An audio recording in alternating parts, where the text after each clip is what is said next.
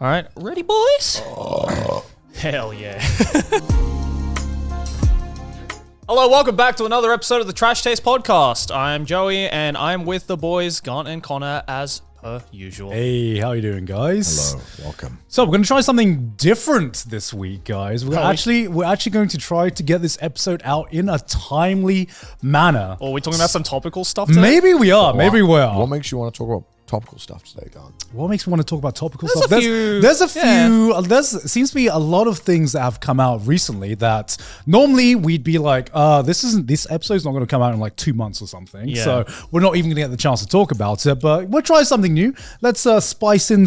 Let's slice it. Spice in. Oh my god, my brain is broken. Let's splice in some topical episodes every now and again and see. Sure. What should we start off with? I think one thing that kind of took the entire internet by storm, especially the content creator sphere, was the XQC story. Yeah. Of how he signed a $100 million deal, which is fucking insane. You know, like, the one that's shocked me the most about that is, like, obviously $100 million is a lot of money, especially for, like, a streaming deal, but it's like, it's the fact that this man's deal was bigger than LeBron James's. Well, blood money is an interesting thing. You see, gambling money is different money than normal people money. Yeah.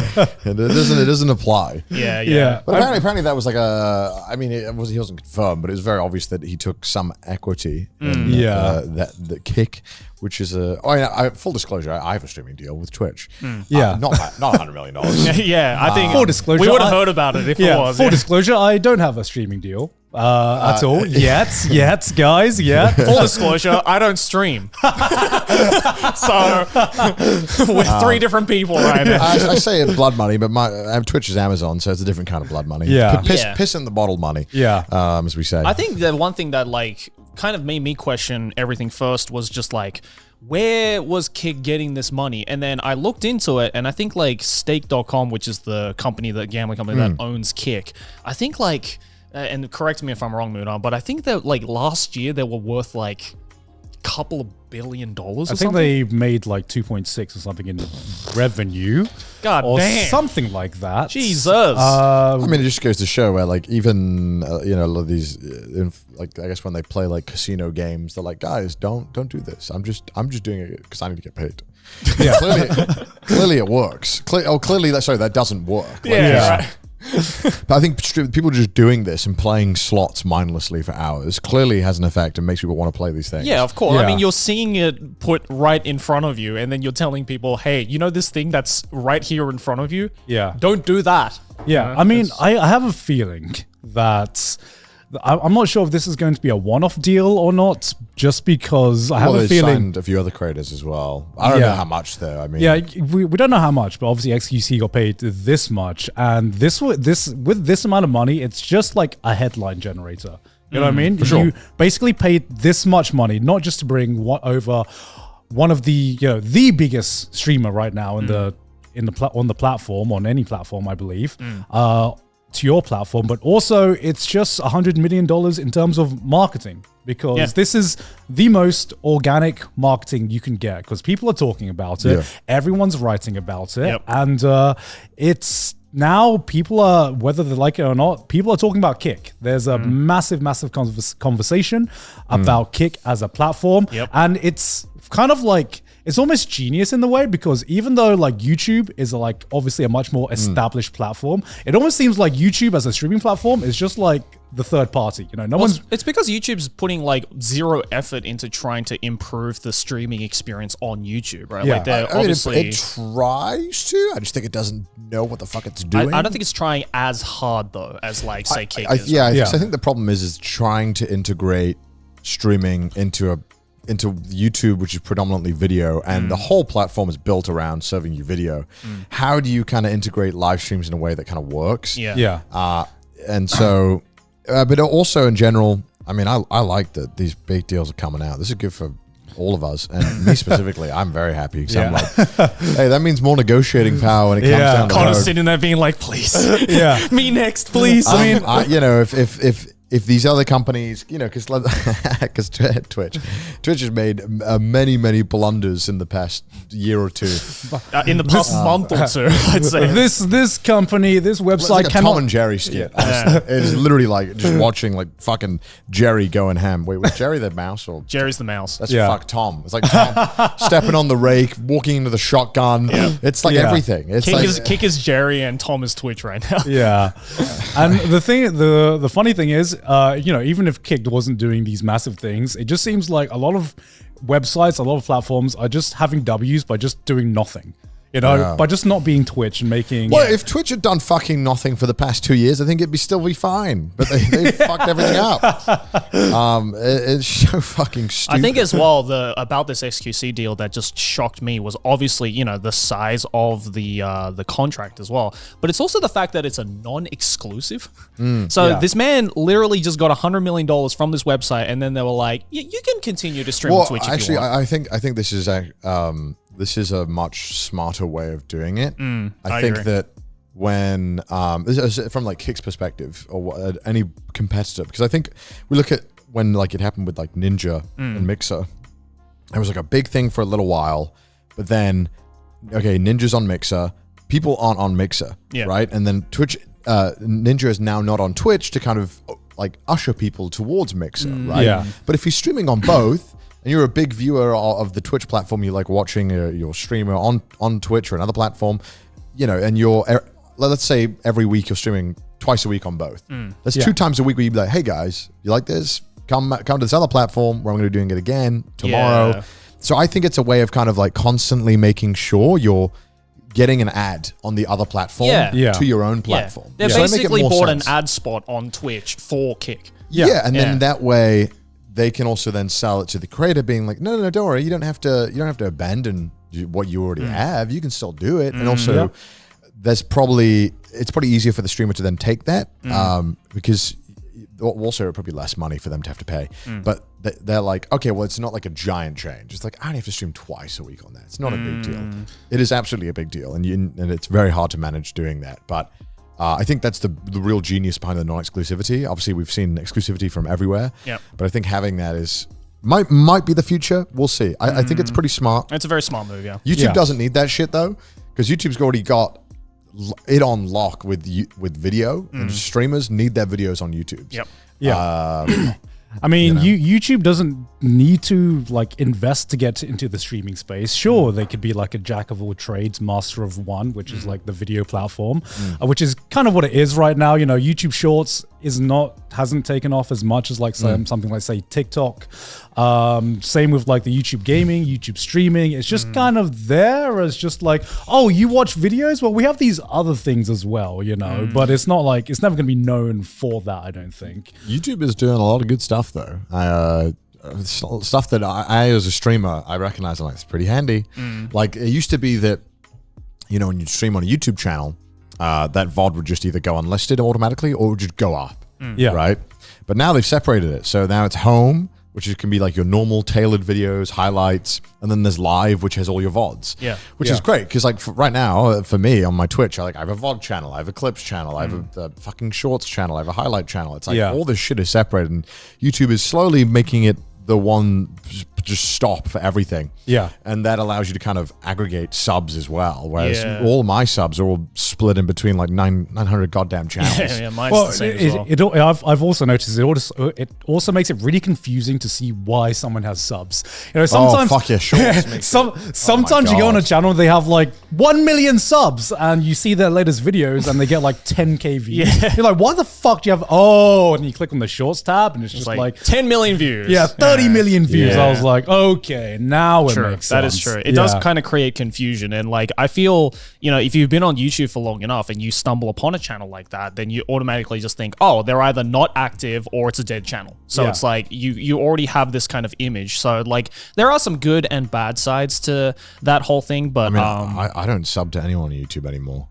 I just let the recommendations do everything now. I have stopped. I literally don't sub anymore. Really? Because I've noticed if I just watch a channel enough, it'll always just appear on my recommended. I very rarely sub. I only sub if I know I watch something and I'm like, I want to make sure I remember that I like this person's yeah. video. Because I do the same thing. I let like fucking AI recommendations take over my YouTube life has now. made it so that the sub is basically useless. Yeah. It's Like, very, it's not like we make any money off it's subscribers. very, very close to being kind of defunct and just this kind of nice, fun number. Yeah. That certain creators care But about. It's a clout value. That's what it is. Yeah. But do you notice that because your life is like revolving around recommendations, that you always go into like certain holes or certain like rabbit holes, for sure, depending on yeah, like yeah. one random recommendation you got on that week, and you're like, oh, Yeah. that's actually a really interesting Yeah. topic. Yep. And then you go and that's your rabbit hole for the week, and then Yeah. you go to like the new rabbit hole. Yeah. Yeah, I've which is why I still do sub to creators, because just in case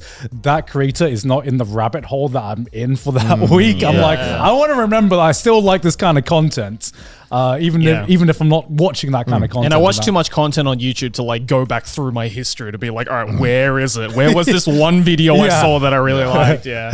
Yeah, exactly. Yeah. But I mean, like, I think streaming is streaming is a very interesting space, and shows like short content, the way it's funny because the way I see YouTube now, long form video content, YouTube's slowly turning into TV for the internet, it's slowly turning into like the old media, let's just say. Everyone kind of everyone kind, it's funny because remember when YouTubers try to get on TV and everything? Now people on other platform are trying to get on YouTube. As we all know, you can't grow on Twitch unless you have a YouTube channel that's kind of like popping off. That's the only way to grow. Same with TikTok as well. Well, TikTok's an entirely different thing, but shorts don't make nearly as much money as YouTube does. So everyone really wants to be that YouTuber. So I think that's part of the reason why YouTube just seems like a more stable platform now. It's because we forget that in the days of the internet, YouTube's actually pretty ancient now. It's been around for a pretty long time. YouTube is the only, and I think Marcus Brownlee said this as well, it's the only S-tier platform still, I think. No other platform feels as polished and as good as YouTube. All right. Pornhub. Bro. Pornhub has had so many scandals, bro. Get out of here. That's triple S in terms of entertainment. But Oh my God. in terms of the actual platform. All right. In that case, then, what tier? If we're going by platform tier lists, what would you put Twitch at right now? I don't know. Recent changes. If D tier. YouTube is an S, D tier. D tier. I mean, like the interface and the community there is great, but I think Twitch has just really been struggling to just figure out what the fuck they want. Yeah. And it's obviously they're like, I mean, I'm assuming that the reason why they're kind of making these choices is because they're losing money, I'm guessing. And I don't know. It's kind of like the whole 70-30 thing, and they took away 70-30 from creators. Yeah. Which so for more background, Twitch is very publicly been a 50-50 company. So if you subscribe to someone, you get 50% of that. Yep. All right. Yeah, this is a fun game. And then, yeah. And then there was a secret 70-30, which I found out about maybe like after a year of being a partner. And I you only ever heard about it from word of mouth. Like some people just had it. And then you were like, oh. And the only way to get it was to ask. Right. And apparently there was like a secret criteria they didn't talk about. It was very, I mean, if you're decently sized, pretty achievable.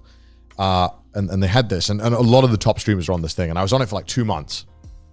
And then they reverted it and they said, we're not doing that anymore. It's not happening.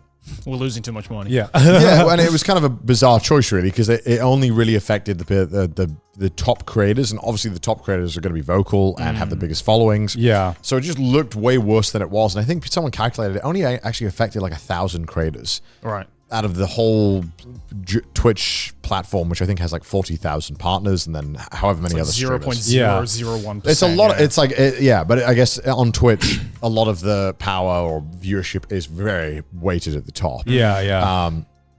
So they removed this, and it looked terrible for them, and now they're bringing it back, and then they publicly showed the criteria, and now it looks even worse because now they're showing what you had to get for it, and it doesn't look good, and especially for small creators as well. Yeah, and it doesn't even benefit the big creators, because after $100,000, which someone like XQC would have been making in like fucking 3 days, you don't get any benefit from the 70-30 anymore. So Yeah. it really didn't benefit many people, and it was just kind of like a weird band-aid solution on all the fuck-ups they had. And then recently they changed all the sponsor stuff, which was like, that was weird because it was like them basically banning any events. Like, because I mean, like, you know, I've got the charity event coming up, which is happening on the 29th of June.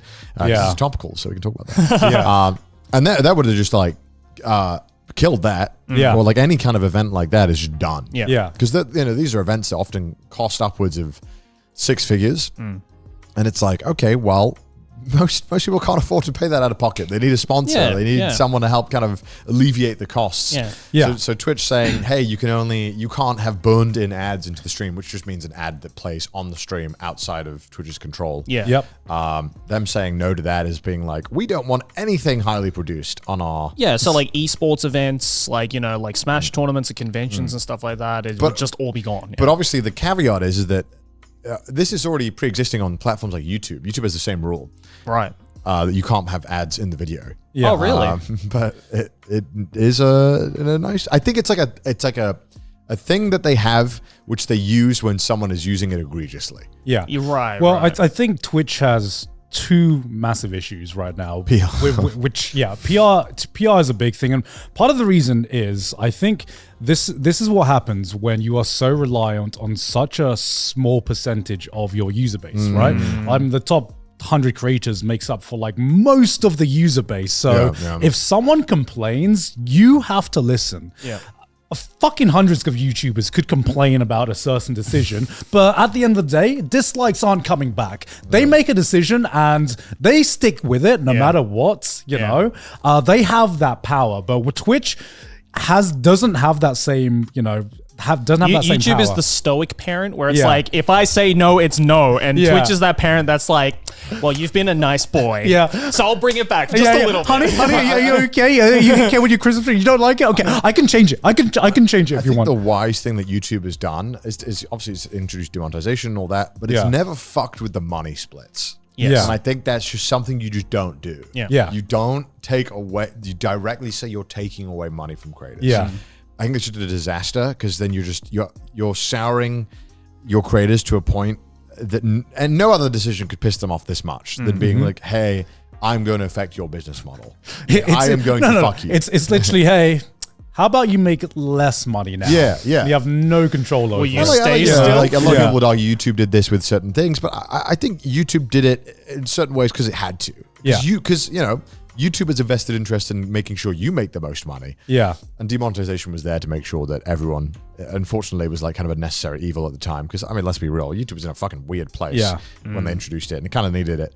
It was kind of the Wild West, and I think demonetization is it doesn't work perfectly. Yeah, it doesn't work perfectly, but it is a system that is needed in order for the platform to be able to grow to the size that it is now. Twitch doesn't have that right now. Twitch is still a very young platform. Twitch is still in the Wild West. I mean, I feel like I don't know anymore. It's pretty fucking old. If we're talking like Justin TV era, it's but I mean, if you compare it to like Justin TV, like it's, you know, Justin TV, I feel was like the true Wild West, right? Like, because that also came out during a time on the internet where the internet was just a Wild West. But now that, you know, people are taking streaming and video platforms like YouTube and Twitch way more seriously on a business side of things as well, and like a corporate side of things, now I feel, especially on Twitch, like even just within like the past couple of years, I feel like it's just gotten so much more stricter and more like confined in what people can actually do. Unless you're a massive creator, then you can get away with a lot of that's what every social media platform happens. That's what happens when a platform grows to enough of a size. When people start getting worried about getting sued, then you need to worry about putting in policies and policing them, which is what we saw from YouTube. When people have to worry about advertisers dropping out, that's when people start to worry. It's basically like you just follow the money and it makes sense. Of course, something like Kick is like even more of the Wild West than Twitch is right now, but that's because it's a growing platform. If it grows to enough of a size, you're going to see the same problems that Twitch is dealing with right now. Absolutely. You can't get away from that shit because companies need to make money every now, like somehow. You know, it's frustrating. I like Twitch a lot. I just wish they would stop fucking up. Because you know, obviously I still fucking deal with them. I like Twitch as a platform a lot. I would just like Twitch because it seems like everything Twitch is doing right now is reactive rather than proactive. You know, Yeah. it's I think that's the big problem. You never want to be reactive in a business. You always want to be like ahead of things. Yes. And everything they seem to be doing is just a reaction to something that's fucked up. And it's always the worst reaction. Yeah. And it just feels like the people making some of the decisions just feel very disconnected from what creators and viewers want. Yeah. It's just confusing. Yeah. A lot of the stuff makes no sense. It's like, why? It's like, Have you ever thought about trying to stream on Kick? No. No? I mean, Why right now, not? Kick is a massive PR problem. Yeah. The creators on there, the companies that back All right, it. how would we rank Kick? We ranked Twitch. How would we rank So Kick? Twitch is D tier, YouTube is S tier. Where would Kick is sit? like dog shit F tier? It's so bad. Yeah, Even with like, the 95.5? yeah, that's fine. But like There's a caveat. there's like it has just a giant PR problem. Yes, of of like course. the creators on there. The main category as of very recent is still slots and gambling. Mm-hmm. There's a lot of questionable stuff. Yeah, I mean, my biggest problem with 95.5. yeah, I mean, my biggest problem right now is that I don't believe the 95.5. Here's the thing, right? Here's the thing. Numbers aren't real. Here's the thing. It's 95.5 now. Yeah. But tell me how they're making money through 95.5. Yeah, because I mean, there's a lot of speculation. Gamba. There's a lot of speculation on different business models, but there is no actual guarantee. And it's the oldest philosophy I know of. If something sounds too good to be true, most of the time, it normally is. Kick is the new kid on the block that's got this shiny dangling, like, oh, come to our platform, it's 95.5, but let's say it does grow to the size of Twitch. Who's to say that they're not going to encounter the exact same fucking problems? What's to say is? Kick is also going to pull a Twitch and being like, Yeah, you know I what? 95.5. No, we're losing to. Let's pull it back to 70-30. Yeah, I mean, right now, when I see Kick, I go on Kick and I'm like, this is just a carbon copy of Twitch, except it has gambling. Well, yeah, I think the real money is the gambling. Yeah. And it's going to be more used as a vehicle for getting people into advertising. Yeah, I think that's how they're to making the gambling. money right now. Is the fact that again, like the majority of Kick right now is gambling on sites like Stake.com. I think it's hard to encompass how lucrative gambling is. It's very, very, very profitable, as we all know. But Yeah. I think enough so that one website of gambling would be enough to just prop up a whole fucking Keep it ecosystem. afloat, I think, easily. I think so. I think it makes that much money. It's terrifying. And I think obviously if you got more creators on it, that could go up. That 2 whatever billion it easily could go up, I think. Yeah, it's like, come to Kick. We'll give you 95.5 and you can make us some extra money by gambling on our website, funneling that back into Kick so that Kick stays afloat. So it's just this like loop of money that's going around. Exactly. Yeah, I mean, I think right now it's funny. Like, yeah, the biggest problem with Kick is the PR problem. It seems like anytime there's an asshole doing something in Japan or anything, it's just like, oh, they were streaming on Kick, and I was like, Yeah, great. anything- Every Like, time I'm looking up anything news, racist. every time I'm looking up news for the second channel to be like, all right, let's see what's been happening in Japan today. And if the article starts off with Kick stream, I'm just like, oh god. Kick streamer threatens Hiroshima on Japan. And I'm like, checks out. I mean, that's like a huge problem, right? Where you think kick streamer, you should think probably a problematic Negative, individual or Yeah. someone racist. Yep. Or, I mean, like that's just not something you want. Yeah. And I think a lot of people Exactly. don't. I think a lot of people, no matter how much money you throw at them, just would not stream on that platform just because of what is associated with it. Yeah. I think that's valid. Because right now they just need to clean up. Yeah. They got to clean it up Yeah. if they want to be taken seriously, I think. Yeah, because I think right now, of course, they're making headlines, which is great. They're making headlines, but at the end of the day, it's like you need something sustainable. And the way I see whatever their business model is, whatever their marketing is, I don't know if that's going to be something sustainable in the long term. Because at the end of the day, you look at YouTube. You look at us, who's been on the platform for a very long time, and even though the internet is a very volatile place, you want just a little bit of stability there wherever you Yeah, of can. course. You look for I mean, that wherever that you was can. that was the main reason why I took a Twitch deal, was just to have I was just pretty straight up. I was like, I went up to Twitch, I was like, hey, I would like a deal for XXX reason. And one of the main one being is that I want to hire more people, I want to make more events, and to do that, I need a a buffer. base of money where I can be like, this is what I can spend on Twitch this year. Yeah, for sure. And I'm totally fine with like losing money on my Twitch stuff because I really believe in streaming and what I'm doing right now, and I'm very passionate about it. But also, I'm not trying to go broke. So for me, it was like, I would like to sign something, even if it's maybe like, I know that maybe I could get more or maybe I could negotiate elsewhere. And I was like, I just want to get moving with this thing. I really believe in what I'm doing right now. Let's just do this. Well, I think you're doing it the smart way because, I think a lot of, and this is just speculation. I don't know what the mentality of every person who gets a Twitch deal is going through, but like I think the way you're doing it is smart because it's like you're using that deal and the money you're making from that deal to basically be like, hey Twitch, this is what I can do if you put me on, right? So it's like that hopefully if Twitch is a reasonable fucking website, they'll look at that and being like, oh okay, well then he's making great content for us because of this deal.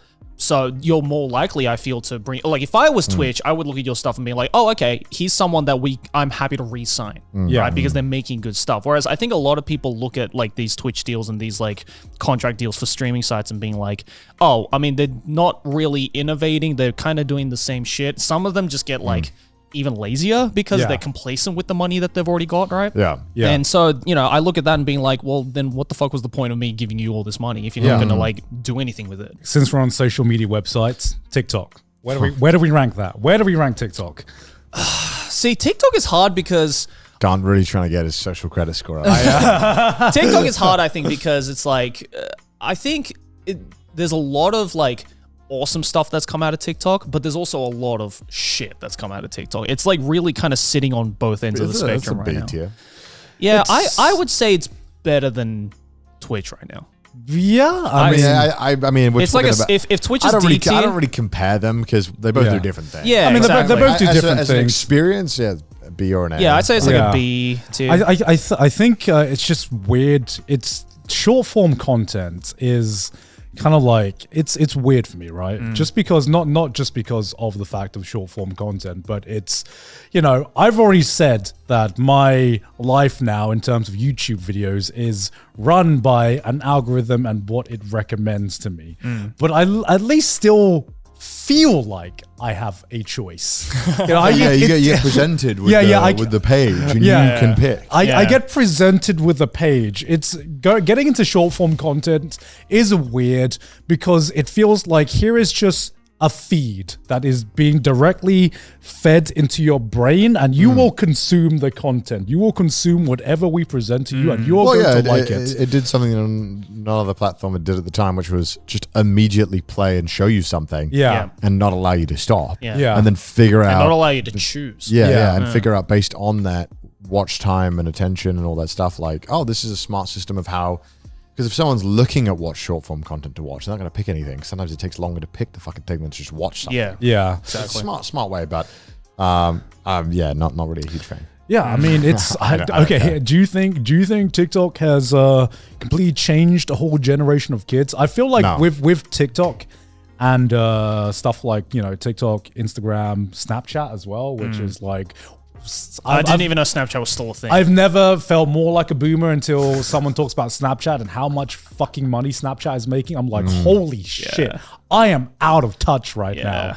I don't think it's doing anything to our kids. I think it's the same. It's probably what they thought with us playing with like fucking video games. Yeah, they probably felt my parents 100% felt the same thing. They were like, why would you play with Pokemon? Yeah, you don't have the attention span to read a book. Yeah, it's like, he's in this weird universe. I don't. He's the screen. I feel like he can't watch anything unless Subway Surfer is playing at the same time. What's going on? That's a little weird. The kids these days. I mean, I've seen some TikTok content where I'm like, I'm glad the Subway Surfer is there because goddamn, that is the main content. If it wasn't there, I would have skipped that shit. I mean, it is certainly weird, but I think it's no different from what our parents probably felt with when we were playing video games, or of course, when someone was on Tumblr, probably they're like, "Oh my god!" Or before that, called Tumblr. Or before that, newspapers getting released. Like radio's getting released. I mean, it's. I would like to get more into TikTok, but at the same time, why? I not get more into TikTok, but I would like to be more aware about TikTok because obviously it's not. I don't think short form content is going to go anywhere. Do I want short form content to kind of take over? No, I'll be honest, but I think it's kind of going to get to the point where it is going to have a much, much bigger effect on just the kind of media everyone consumes. Because I remember when I started YouTube, I'm going to go YouTube boomer for a second here. I remember when I started YouTube, and YouTube was all about making videos for desktops, right? When I started YouTube in like 2007, there was like this new feature that could tell you how many people watched your YouTube video on mobile accounts, and it was like 2%. Yeah. And I was like, this is such a non-factor. Why are we caring about mobile watch time? Yeah. And now it's just like the majority. People majoritively watch YouTube videos on a mobile device. Yeah. And like I see the certain trend where, as much as I complain about short form content, it is far too effective at getting people's attention. I am one of, I feel like I'm in the minority where I have to like purposely and consciously not watch too much short form content, because I can literally feel my brain chemistry changing if I watch it for more than 30 minutes. I reckon, you know. Yeah. You go into this trance and I'm like, this is too effective. And just because I'm aware of it, I don't feel like how big and how widely spread TikTok is right now. I don't feel like people would keep this in their conscious mind to be like, no, I'm not going to watch this much. You know, it's something that's going to continue to be more and more of a big factor. And I think, you know, just to keep up with the current times, I should be more aware of it. Yeah. Yeah. What do you think about Instagram? Because you're the Instagrammer here. I mean, you're the closest thing to the Instagram here. You use it the most. I guess, yeah. Instagram's D tier for me. Easy. A D tier? I hate it. Instagram, I think Instagram is getting better in a lot of ways, because recently, especially, they've really been putting effort into like their reels, which is essentially just short form content on Instagram, right? And like that has been like really blowing up. I know Aki started to do like a bunch of reels on Instagram, and they've done like stupidly well, even better than her TikTok. So it's like, it is kind of fascinating how that kind of content also is working really well on Instagram. And I feel like at this point already, like every single social media like thing, maybe like other than Twitter, is like really leaning heavily into that like short form video, and like even, you know, dedicating spots to their like UI to be like, here's where all the short form content is. Because like on Instagram, there's just like a reel section now that you can just go to, and you can just infinitely scroll short form videos and memes and stuff like that on Instagram. And like when I'm looking for memes, I go on Instagram Reels. Like I think it is the best place to find memes now, because it's like, I used to do that on Twitter. Now Twitter has turned into a fucking cesspool of just like shit I don't want to see. Oh my god, Twitter I think now is Twitter is like an E tier. Yeah, Twitter's like E tier, right? Like for me now, it used to be like C tier, B tier, because at least I used to at least have a post or two where I'd enjoy going on Twitter. But the more Twitter has gone into like Elon Musk's pocket, the more I'm like, this is going lower and lower into the tier list, to the point where I'm like, maybe I should go on Instagram. I'm actually nowadays, I found I'm using Instagram more than Twitter. Yeah. Which is like never happened in the entire time I've had both platforms. Like, just because, again, it's like, you know, I feel Instagram is great because it's like, you know, I like taking photos, and I like, you know, and I have a lot of photos of me that, you know, Aki or whoever takes. So I'm just like, I need a place to put them up. Yeah. And, you know, it's also just, I think a nice, I feel like the community on Instagram, at least my community, is a lot more just chill on Instagram. Like I don't have to add any like, you know, political or anything like controversial to something, or can be misconstrued as that. Whereas on Twitter, I could say the most like innocent shit and people just misconstrue it in a completely different way. And, you know, that happens all the time. Whereas on Instagram, I feel it's a lot more chill. And again, like the reel systems are really good. You know, like looking through people's like stories and stuff like that is like, you can get that done way faster on Instagram than like going through each individual person's like Twitter account to see like what they're up to and stuff. Because, you know, God knows you can't go on YouTube, you can't go on Twitter anymore to be like, I wonder what my friends are up to, because it never fucking appears on your feed. I think the biggest thing, I don't know if you guys have noted this as well. Aside from the arguments, which have always been there on Twitter, there seems to be, I don't know what to call it, but there seems to be a culture on Twitter of like the slam dunk, you know, where people like, Ratioing. yeah, just I guess ratio culture or something like that, where it just seems like everyone is looking for that next stupid tweet to try to ratio. Yeah. And I'm like, it was funny when this was first a thing, but when I see this now and on my feed, there's some like ratio attempts every like second or third tweet. Literally every tweet I see, you open up the comments. Yeah. And like, I guarantee within the first 10 replies, Yeah. there will be someone trying to ratio someone. Yeah, And I'm just like, why? Why? What are you trying to prove? Yeah. What are you trying to prove? I'm like, okay, the fun's kind of worn off now. This is kind of getting tiring, you know. Yeah. It's kind of like, oh, it kind of is fatiguing in a way, Yeah. just to see this many people trying to like slam dunk ratio this stupid dumb person. I'm just like, maybe just let stupid people be sometimes. Maybe just is it so wrong just to Maybe if you stopped giving those stupid people attention, we would see less of it on Twitter. You know? yeah, But exactly. the Right? complete opposite is happening right now, and now it's just everything but that. Oh, sorry. I saw the most cringe interaction on Twitter. Go on. What go on? Bro, the amount of secondhand embarrassment I got. So, Yeah. like, I don't know if you saw this. You see this Mr. Beast thing? It was with this guy. Oh, he faked the thumbnail? No. Which It's even one? worse.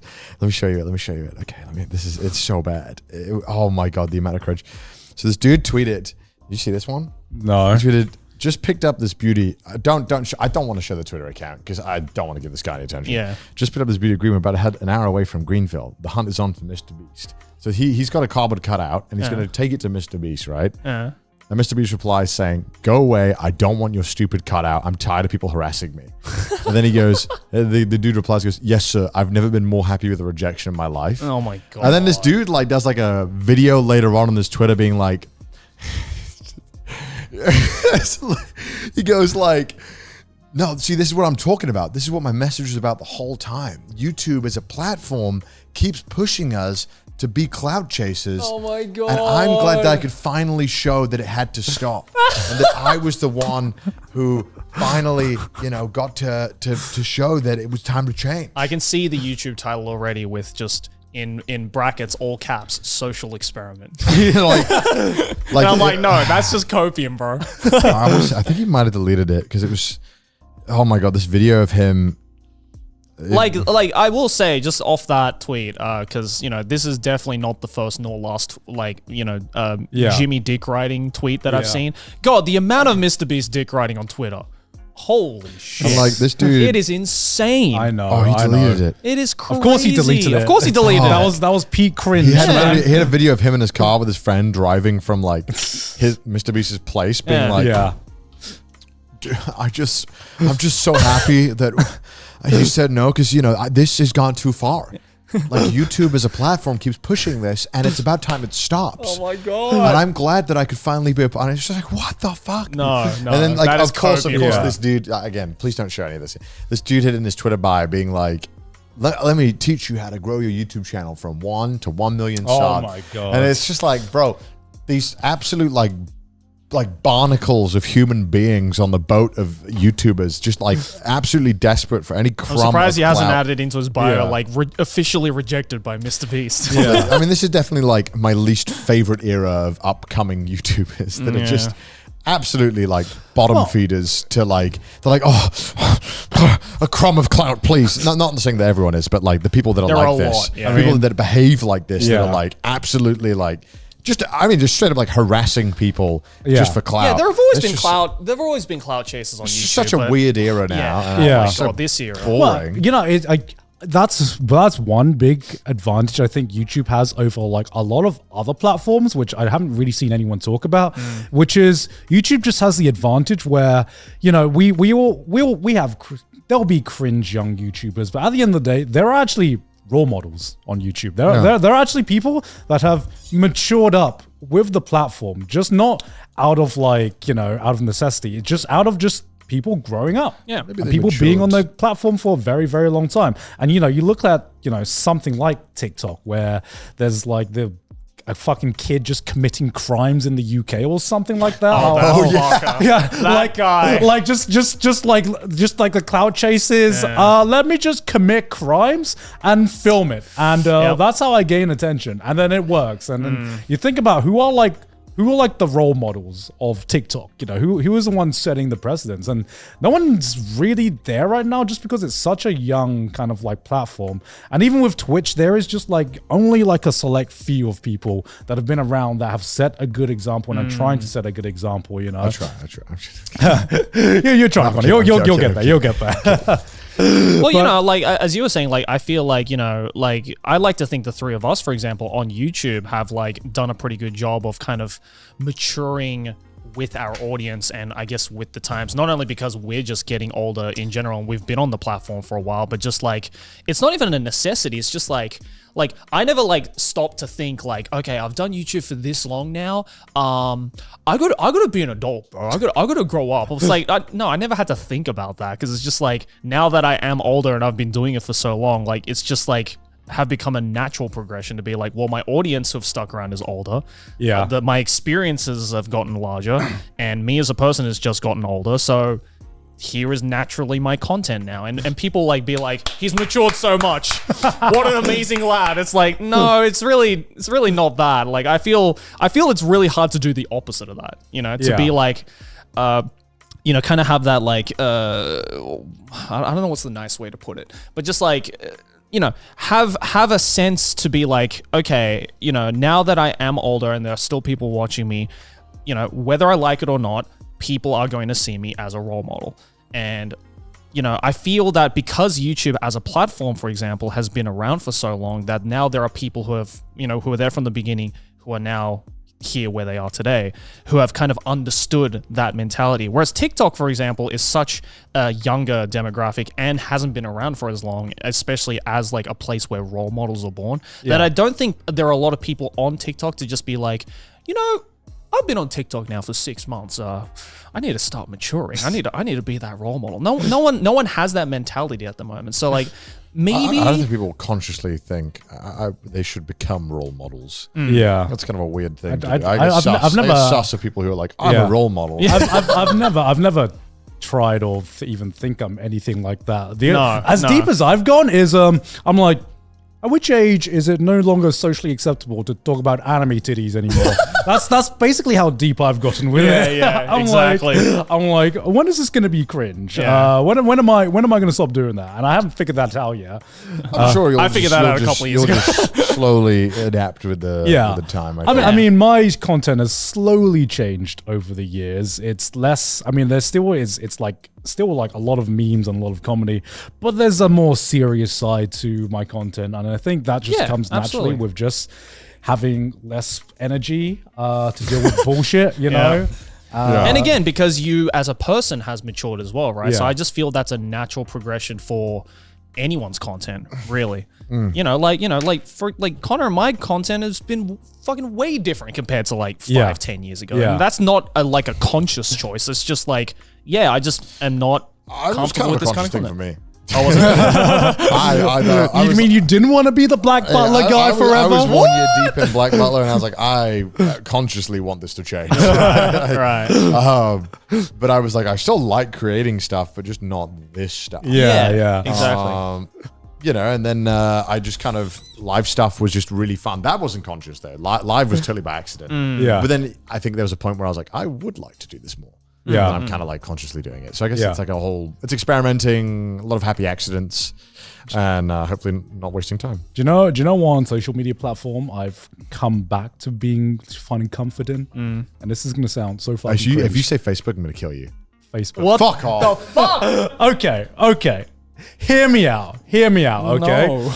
Sometimes, every once in a blue moon, you make a post on Facebook, and it's just a nice, comforting thing knowing that it's just your fucking family and like like the friends that you made in high school that you don't know what they've gotten up to in fucking decades. And you go on Facebook every now and again, you see like this person got married. Oh, this person has kids now. And it's just, I don't know. It's like revisiting your hometown after being away for like years. And there's just like a nice comfort. I don't even remember the last time I posted on Facebook. I don't know if I've spoken about this before. I have a bit of a guilty pleasure on Facebook. All right. I basically went in the area I grew up. Yeah. And I basically just went around every local group on Facebook of like neighborhood watches and joined them. What? What? Because they post just the funniest shit. Yeah. And so you should look it up. There's probably one, because it's just a bunch of like 50, 60-year-old people who are like, let me find one. There was one yesterday that made me crack up. Wait, how do you look at the name of this group? It's just like, okay, don't say the name. Wait, let me see. It's just like that's the town I grew up in. And I joined this group, and it's just like, oh my god, the stuff they post is just so funny. And like there's like this one, it's like this one. It's like, there's like they'll just post pictures, right? And they'll be like, does anyone recognize this person? They've been looking kind of shady around my parts. Yeah. It's just so funny. It's like Skyrim NPC behavior. I saw one the other day that was like, just funny van in the neighborhood. Is anyone looking at this van? Fucking hell. It's funny because they obviously, because like this is like their world. This is a small town. Yeah. It's really fun just watching it and seeing how like what kind of stuff that they really care about. Right. Yeah. It's just kind of fun. I don't know. It feels like participating in like you're Boomer. like people watching. Yeah. Yeah, it's great. Yeah. It's so fun. It's great. It's good. I guess that's kind of what you're into. But I don't like actively look. But sometimes there's some fun stuff. No, I don't actively look at my Facebook. But I don't know. It's gone from Facebook being cool to Facebook being the platform that your mom uses, to Facebook being cringe. And now I'm just like, compared to fucking TikTok, Twitter, like Twitch, all these other social media platforms, it's just nice to go on a social media platform and feel like you're just in your small town, and it's just like a small community that you are familiar with, and and I don't know, there's a charm to that, and every time I go on my Facebook, I'm like, it's just nice to see what my old mates, high school mates are up to now. You should join your local neighborhood watch. You know what? That genuinely does seem like something I'd enjoy. There's this post from Sue. Whoever owns the dog that has barked non-stop for an hour and a half at the top of village name, please let your dog in, as it sounds in distress. Sounds like a big dog and barks 3 barks at one time. Other dogs are reacting to it, so the dog choir starts again. Yes, I have a dog, but he doesn't bark constantly like this, and he would not be ignored like this in the heat. Backlash expected, but whatever. And there's backlash expected. 35 comments. Why don't you go around and have a chat with her or report it rather than getting everyone involved? Could be my neighbor who has numerous dogs that bark yap non-stop. She doesn't care. They're all outside all day on the drive. You know what, Sue is... Surely they're not in the van in this heat. It's just like they're all... Not all heroes wear capes, man. It's crazy. The whole fucking village comes together to discuss a fucking dog barking. Yeah. I love it. It's so fun to watch. It's like the town hall in an RPG. Okay, actually, no. I know why I like Facebook, because going on that platform, seeing stuff like that, it actually feels like these... What the fuck is this? Sorry. I just called this... Does anyone know who my missing peacock is? This is a picture of it. It's a fucking peacock. Why do they have this in a small town in Wales? Hell yeah. I want to go to that village. It just cracks me up. This shit is so wild. Holy fuck. It actually, you go on Facebook, you see these posts, and it actually feels like, oh yeah, these are people. Yeah, these are actually people. Yeah. These are people just dealing with some of like the most mundane shit in their lives, and it's not like the millionth anime avatar complaining about some fucking thing in the latest Demon Slayer episode. I'm like, oh, these are. Facebook reminds me that there are people who are behind all of these accounts, and there's a genuine. I like that feeling. I fucking like that feeling. You know what? Facebook has. You know what? You're convincing me. You're convincing me to check out my Facebook account. I don't know. It makes me happy knowing that like a lot of people just have problems that are so minuscule that this is how they choose to spend. I don't know, time. man. Like a lost peacock is pretty detrimental. Actually, that's kind of detrimental. Honestly, if I was in the neighborhood watch and I saw a peacock and just stroll up in my neighborhood, I'd be like, what the fuck? I just love the idea of like, there's a dog barking, I don't know where. I'm just gonna go and complain on the Facebook group. Like to me, that is like, I don't know why. That's just so funny, and I that's so cute. I love that. Yeah, it's so wholesome. Yeah. But obviously to them, it's a very serious issue. Yeah. Funny. It's just, I think the reason I found out about it is my brother. I think he parked his car somewhere one time, and he was like, I got in trouble with the neighborhood watch. All the Karens were talking about me, and I was like, what? What the fuck? I went on this Facebook group and they were shit talking me. I was like, what the fuck? He's like, who's this parked car? It's not normally here. It's like, oh my god. Oh my god. Yeah, it's kind of like the slice of life of social media. There's like the non-Biori of social media. There's a thing, right? There's a thing because a lot of people, to a lot of people, these are some of the biggest problems that they end up dealing with. And I remember like there was this is like dredging up a memory, like a core memory of like why one of the breaking points I had when I decided to like pursue YouTube as a career. It was, I was having this meeting. It was obviously in the BBC. And, when you join a meeting and not everyone's there, right? Yeah. So we had people from a lot of different teams and we were waiting for someone to join. So, you engage in small talk. And the moment I realized I was going to leave was just... I was trying to engage in small talk with some of my coworkers. They're very, very different in age. And then one of them mentioned that, their bins had been taken out like a day early. And then we got into this like 5-minute conversation. We got into this 5-minute conversation because that's weird. And then we got into this conversation of like, oh, my bins get taken off on the Sunday. And then another guy's, oh no, that's when the recyclables get taken off for me. Actually, it's like the Monday for me is when the bins get taken up. Yeah. And these are people, very, very good at their job, highly respected. Respect to them. They've been there at the company for like fucking years. And I just remember thinking, I'm like, this is not the life for me. This is not the life for me. But I don't want to be talking about fucking bin day December. Yeah. But you know what? Like there is a huge difference between the problems that they are dealing with and the problems that, as someone who's chronically online on the internet, just some of the stuff that we have to deal with. Because when you're chronically online, everything just seems to be a problem.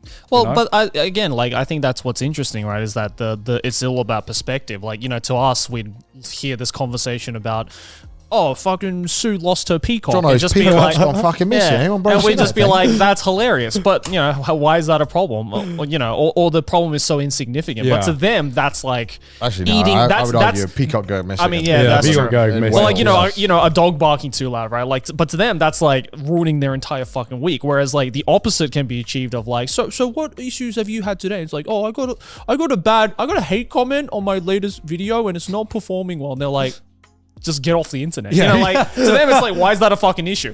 I've had a dog barking for the past 3 weeks. That's the real issue, So it's interesting to see that like kind of discrepancy. And it's like, eventually I feel like for people like us, when we do, eventually like retire or, quit making content, like I feel we're going to look back on like those problems that we had on, during our work and be like, that was cute. Now I have to deal with this dog barking every week. I mean, to me, the dog barking seems way more of a real problem than some of the shit people complain on Twitter about, exactly. And that's I kind of crave that. Actually, like I think some of the best NPC. You mentioned NPC behavior. I think one of my favorite NPC like Oblivion videos was just like an old British woman complaining about like construction workers starting way too early. Yeah. Do you know this one? Yeah, I know the one. Something about just she's they're on the roof working and she's down there like, you have to stop. It's the law. It's literally like Oblivion. when they're just doing their job. Yeah, and it's within working hours as well. yeah. But she's just like, I've had it with you, and then she blocks the driveway or something. She does some weird shit. She takes a letter, and then the construction workers are like, if you have a problem, you can bring it up with the owner. The owner of the house told us when to start construction. And then there's this like line that she says, which is the most Oblivion NPC line I've ever heard in my life, which is she pauses and she goes, right, I'll talk to them then. And then she walks off and talks to the owner. And I'm like, British people in just old country towns, they are the real NPCs. That's if you want the true NPC behavior. I can just see the HUD like side quest begun after that line, and they walk off. Oh my god. Yeah, it's people believing that everyone is out to fuck them and ruin their day. I wonder, how do you define NPC behavior? Like, it's like, because it almost feels like otherworldly in a sense of you're so disconnected from reality that your behavior seems so kind of disconnected. It's from that thing of like behavior. I think the one thing that really sets off NPC behavior is like, as you said with that video, they just say some things, right? There's where you're just like, gives away the perception of reality. Yeah, where it's like normal people don't say this in this situation, or like maybe it's like too on the nose. You know, I would count NPC behavior as you look at a person and it almost feels like they are scripted. They are programmed. They're programmed in. Yeah. They are programmed into the fucking matrix or whatever. You know. True. But then what makes NPCs feel like NPCs is because they have just like set dialogue that's very rigid. Or yes, I think it's that whole idea of like you can't imagine what it's like being them. Yeah. You know, or it's like it's so detached from your perception of life where it's just like, I cannot even start to imagine what this person is thinking or why they would do these certain things because it's just like not real. Yeah. You know? We're getting really deep into There's this a lot shit. of fun Oblivion NPC things. Yeah. There's another one like a postman in the UK. It's always the fucking UK. We just sound like NPCs. Also, people in the UK argue over the fucking stupidest things. People really get in a. Whereas in America, it'll be a headline where it ends with someone getting shot. Yeah, which, I think it's in the just UK, it's just fucking filmed and stupid fighting. Yeah, I think it's just because of the way British people argue is so passive aggressive. It just feels like a scripted NPC. True. You know? It's confrontational, but you don't immediately see the consequences. Yeah, you know? Like, exactly. It's almost as if, you know, like in game, you know, an NPC can't just suddenly, wouldn't just suddenly start punching you or something like that. Yeah. You, there are layers to it in terms of, you know, choosing the right and wrong dialogue options, and that's what it feels like talking to a British person sometimes.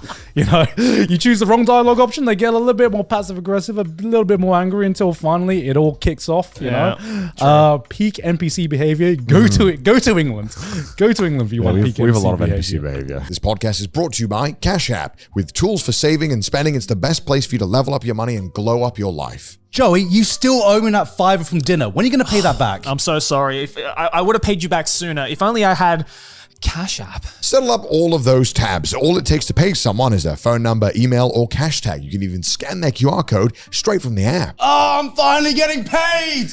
With CashApp, you can also keep track of your coin. You'll see your balance updated immediately, so you always know when a payment went through safely. And not only that, you can save on everyday spendings. Get exclusive discounts with Cash App's Pay and Cash Cards. And you can bank the way you want. A faster, simpler way to bank without so many fees. You want to level up in a video game, right? Why not do that with your life and your money? So download Cash App today in the App Store or Google Play Store with the link in the description down below with no hidden fees and a free-to-order debit card. It feels like a cheat code for your finances. Thank you to CashApp for the sponsor of this episode. Back to the show. But hey, One Piece trailer looks... Yeah, while we're on something topical. Oh, yeah. While we're on something topical. As a One Piece expert... I mean, it's... Hold up, back up. Back up for a second. Well, to be fair, everything you probably have read right now is probably going to be Well, no, in... 100%. Yeah, it's only going to go up like a over grand line. halfway. Yeah. Yeah, so if you, in case you missed it, Netflix right now is making a live-action One Piece series. It's coming out at the end of August, and people are very divided about it. Okay. I wouldn't say people are actually divided. I think there's a consensus. Yeah? The consensus is, wow, I thought it was going to suck. Yeah.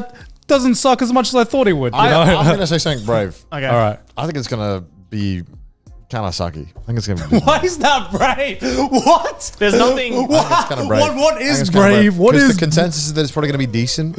No, the consensus is it looks decent, but I'm holding my breath. Yeah, the consensus was everyone thought it was going to suck, and then they're like, "Oh, maybe I'll give this a chance." Actually, Yeah, everyone was Maybe expecting it to be like Dragon Ball evolutions of that. Yeah. Right?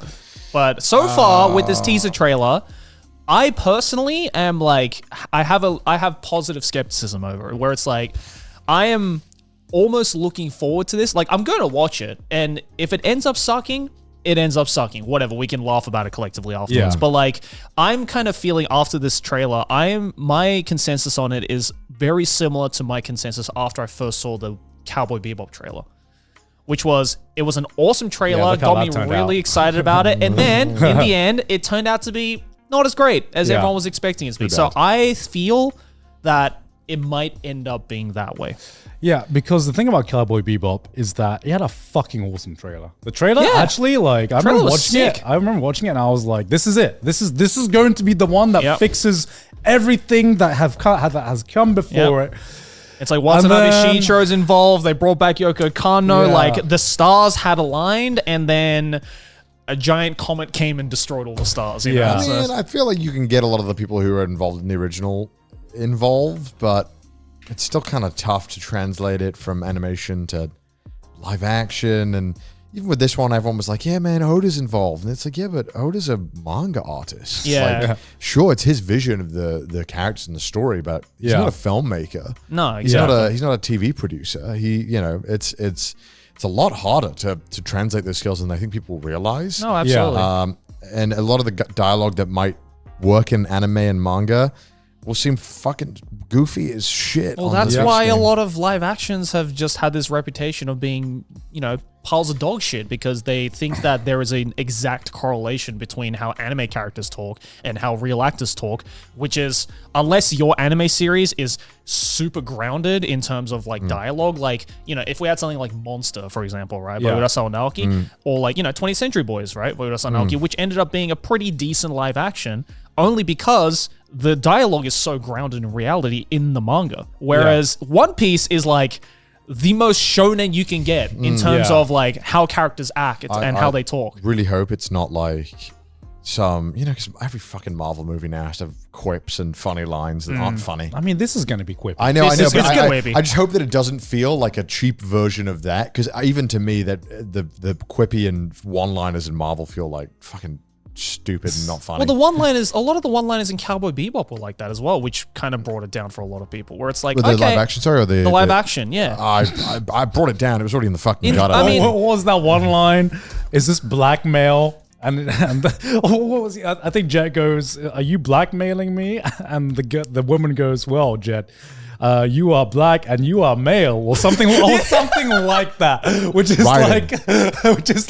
Writing the 101. which is like Which out of context is fucking hilarious. which is like someone really put this down on paper and thought, "This is it. That got this is through the like line." everyone. Yeah, it's like, that's hilarious. Put it in.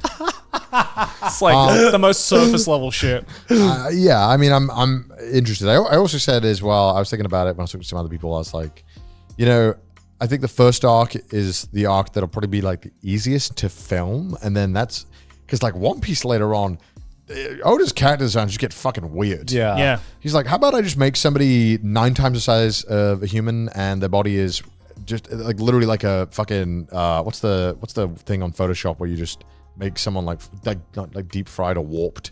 Oh, yeah. Oh yeah. Like he just starts fucking up with people's proportions, and their heads are 10 times the size. It's like this just gonna need like ungodly amounts of CGI. Yeah, like, And so now I'm like, all right, this is the first arc where you can gauge if this is gonna do well, and this is just a crush. So like they have a fuck even ton of money. yeah, even with like human characters, right, or like characters that look what's the human. name of that first woman who turns up and she's like fucking massive and supposed to be like super ugly, and then she becomes really attractive later on. Oh, What's her name? She starts off and she looks like a brick shithouse of a woman. Yeah, How yeah. the fuck are you gonna? How the hell is that gonna work? Well, I mean, like, even look at like Doflamingo. He's like a normal looking dude visually, but Oda was like, "What if I made him 11 feet tall, though?"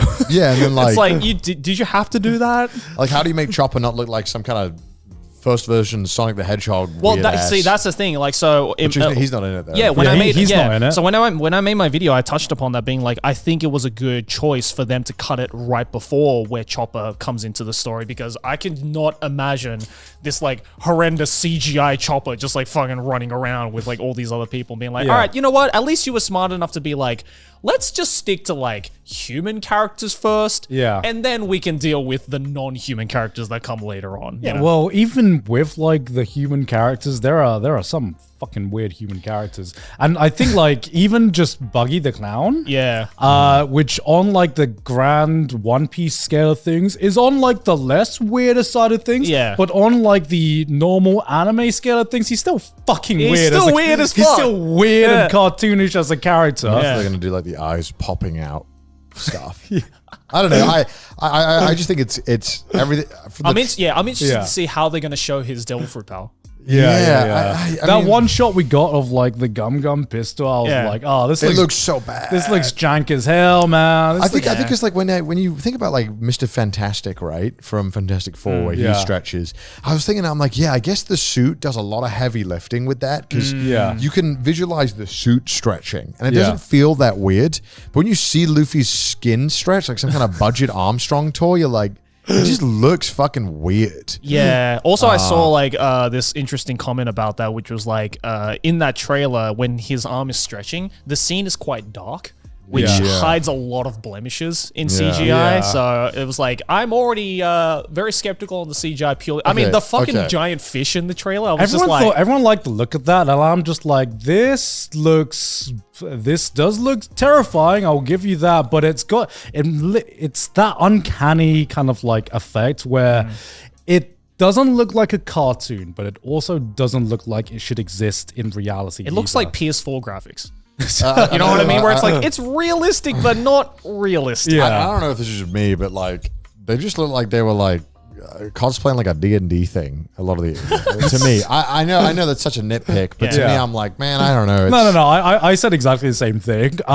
They all look, except for Usopp. For some reason, Usopp looks. Yeah, I like Usopp looks legit because he actually looks and feels like a real person. Everyone else looks like a cosplayer, and I think part of that reason is just because whatever clothing, they were obviously very faithful to the original character designs, but I feel like that's actually an issue, because the clothes that work in like anime don't always translate well into like live action. And what I got from watching their kind of like character designs is that their clothes don't look like their clothes don't feel worn. They all feel very, very clean, and like, okay, let's think about this a little bit deeper, right? Let's pretend that these are real people for a second. You have to wear these clothes every day. Yeah, they'd be beaten up. Yeah. They would be like at least like a little bit beaten up, a little bit worn. Maybe you'd learn how to like style it a bit more. But no, these look like very clean and pristine. How they look in the manga, how they look in the anime. They're the cleanest pirates on the sea. Yeah. And I'm like, this works for an anime and a manga, because okay, they're wearing the same clothes every day and it's like an art style, but as soon as you bring this to reality, it's just the subtle things that give that you visually look and your brain just goes, something about this stands out, something. In the same vein though, I think Netflix made a conscious choice to not go full on with exactly replicating certain character styles, and I think that was a good thing. Like, for example, like Sanji in this live action doesn't have the curly eyebrow. Usopp doesn't have the giant nose. Are they going to give him a lollipop though? That's the big thing. if it's a cigarette, then I'll be like, my man. But like, I think like them not adding in, say like Sanji's curly eyebrow, Usopp's long nose, I think was a good idea, because if they had added that in, it would have just looked incredibly tacky, and it would have actually just looked like cosplay.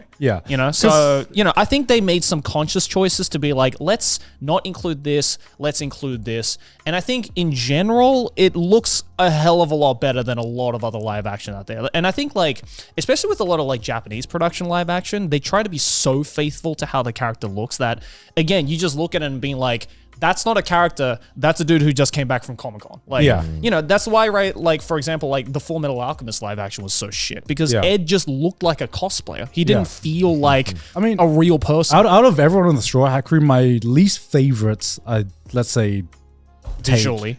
take visually, it's probably Nami, which if you think about it, should be like the easiest one out of the Straw Hat Crews. But like her hair was so bright, and it doesn't. it just, you know, it kind of just felt like it kind of just looked like either she dyed it that day or she put on a wig. Like I said, it's orange isn't like exactly an unnatural hair color, and in the real world. Isn't that actress also naturally a redhead? I have no idea. I think I saw pictures of that being like, why would they give her a wig when she's just naturally a redhead? And I was just like, okay, that's a bit weird. I'm not sure myself, but like out of everyone, she has the simplest character design, and I'm like, you look like a cosplayer. Where you don't, like Nami as a character does not need to look like a cosplayer at all. It's so easy to transfer her character over. But I mean, that's just one shot, you know. Whether that's all we were given. Well, I'm hoping. I'm expecting it to be bad, and if it's good, I'll be pleasantly surprised. Yeah. No, I'm the same. Like, I'm definitely going to be watching it just because I'm curious to see like if this will be the one that I guess breaks the streak. So you know, but I'm not expecting. I'm not holding my breath. If I'm hoping for a direction, I'm hoping they go fucking. It's hard to make One Piece work in live action, but they need to go like full Kung Fu Hustle, the original like Jim Carrey's The Mask, to be like, okay, this is goofy, but we're like embracing the goofiness, and we're kind of like self-aware about it. Don't try to like ground it too much in reality. Exactly. I can't wait to see Whitebeard's cock. The One Piece. There's just a scene where they just look up and it's just like the shadow of his cock. The shadow of his cock. It's real. Well, you know, I also saw as well being like, you know what, guys? We had the Bleach live action. We're getting a One Piece live action. So now the big three, baby, the last one, Naruto live action is just around the corner. And I'm like, if there's one show that is not going to work in live action, it's that one. I mean, I think Naruto would be easier to adapt than One Piece. In my mind, One Piece is like, if they can do One Piece, they can do anything right. You know, true. To me, there is nothing more cartoonish than One Piece. Yeah. But, you know, speaking of cartoons and animation and topical, we end up seeing the new Spider-Verse this weekend as well. Oh, shit. I'm actually seeing it tonight. You're seeing it tonight? Yeah. Ah, okay, okay. Yeah? It was incredible. I think visually it was a feast. I think even like too good at points. Really? Because I'm watching it tonight, so I was like, and it's been a while since I've seen the first one, and Aki's never seen it, so I was just like, let me like refresh myself before I watch the second movie. Yeah. Goddamn, that first movie, fucking amazing. Like I always forget how fucking amazing that show. I think we both said the first one we liked more. Right? Yes. Okay. I like the first one more. I think I like the first one more just because the first one visually was like, it was incredible. Yeah. And it kind of like showed me something that I guess I'd never really seen before. Like the best way I can describe this is just like, you know, like, did you guys ever see The Matrix at all? Yeah, like when it came out though, you know, when it was like 3 and fresh. Yeah, I was like 5. Yeah, that's what I'm saying. Because like, I was like 3, Garnt. Yeah. Okay, no. I was new and fresh. That's what I was trying to say. You know, when The Matrix first came out, it was such like a visual revolution. It kind of revolutionized visual effects. Matrix revolution. Shut the fuck up, Joey. I swear to God. I had to. Stop with your dad jokes for a second, Joey. I'm trying to make a point here. Okay? Nice one, Joey. Thank you. But no, like, you know, before The Matrix came out, no one had ever seen something like The Matrix. And, you know, bullet time became a thing, you know, became the slow motion effects. Whenever we see this bullet time effect in kind of like movies, we'd be like, it was like, it's the Matrix effect. Yeah. It's the bullet time effect that came from The Matrix. That's kind of how I felt watching the first Spider-Verse. Nothing had been released before that had given me the visual sensation that's the original Spider-Verse had given me. And it blew my fucking mind to the point where now I see like something like Puss in Boots like 2, visually so fucking spectacular, but I'm like, well, Spider-Verse did it first, you know. The story was so good in Puss in Boots. The story was really good, but I'm like, visually, I'm like, I've seen this kind of visual style before, and when I'm like, they seem like they were heavily influenced by what Spider-Verse had laid out for them. I'm not saying it's just like, oh, Spider-Verse is better than everything. I'm just saying visually, that kind of laid the groundwork. Yeah. And Spider-Verse 2 definitely took things a step further. It upped everything up. It upped everything to a point where my brain did melting, not yeah. have enough time to process everything that was happening on fucking screen. excited now. It's like Yeah. the way I described it was, it's literally like watching a movie with Subway Surfers in the corner. There's so much. There's like 7 Subway there's Surfers. so much happening. Subway Surfer the movie. Like almost like to a detriment at times. Like I Yeah. wish for some scenes they would just let it breathe. Yeah, Right. yeah. Like there's just too many moments, and like sometimes there'd be a lot of text on screen, and you can't fucking read it. Yeah. It's so fucking fast, and you're like, Yeah. Yeah. hold up, pause, hold on, like, slow down. Was it good though? Like, Oh yeah, It was- amazing. it was amazing. But it fantastic. It just, I think it would benefit a little bit from slowing down. right. Yeah, times, yeah. at points. Yeah. There were points where there were so many things going on. I'm like, my brain needs to slow down to process everything that is happening. And then even when there are some more serious story moments, they're like, okay, let's just change the color of the scene for every single cut. And I'm Yeah. like, yo, can you slow down for just a second? So, like, so they did a JoJo. Yeah, basically. yeah. But like Jordan didn't do it every fucking frame. Yeah. There is no time to breathe in this movie at all, and you know it's a good thing. But when it's like, you know, I think my brain could process it in the first film because it was like an hour and a half or something. This is 2 hours and 20 minutes, and Oh, Jesus. it puts its foot on the gas from like minute 5 to minute to hour 200 2 hour 20 mark. Right. You know, it never takes its foot off the gas, and I'm like, holy fuck, I am exhausted. Jesus, all right. It is insane. And I think like the story as well is a little bit more, like the first film was a little bit more simple to follow along with. This one, there's like, oh, here's like 20 different characters and 20 different worlds doing 20 different things. And and then we're going to connect it all into one coherent storyline. I'm like, I really like that. I really enjoyed that. It's just a lot. It's a lot to keep. The only track thing, of. I know in this second Spider-Verse film is they pay the homage to the '60s Spider-Man memes quite a bit, right?